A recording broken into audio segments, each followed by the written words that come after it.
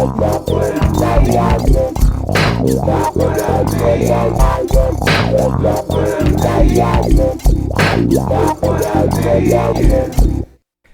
it's Kevin Pike, and I'm here with episode number 111 of my Look What I Made podcast. On this one, I'm going to play a track for you called Chippy. And I've got to say, this is probably one of my favorite recordings. I'm recording this podcast about a year after I recorded this track, and I just love it. But let me give you the backstory of it. So back in 2015, I really started getting into banjo. I was taking banjo lessons, and I had a 5-string banjo. And part of that banjo journey, like I call it, included me looking online and finding different banjo players around the world. And I came across this person from Brazil named Jonathan Francisco, and he plays the cavaco banjo, which is the Brazilian version of the banjo. It's a 4-string banjo, and it's about half the size of the American banjo, so it's pitched an octave higher.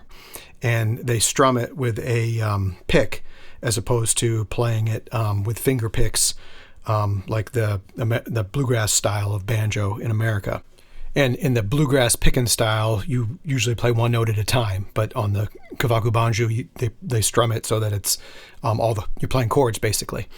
But so I watched this one video over and over and over again that he did. It was an instructional video, but then after he shows you how to play the chords, he plays along to a track, and it's just, I was just blown away by what he was doing.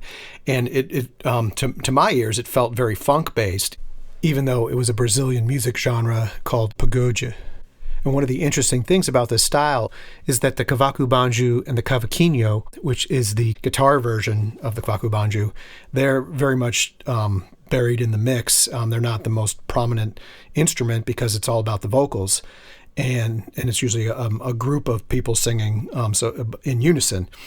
And so to me, what I found the most interesting was these really intricate parts on the cavaco banjo that were being played. And so what I wanted to do is create a track that really focuses on the rhythmic syncopation of the cavaco banjo and combines that with something similar on the 5-string banjo, and then over top of that play alto sax.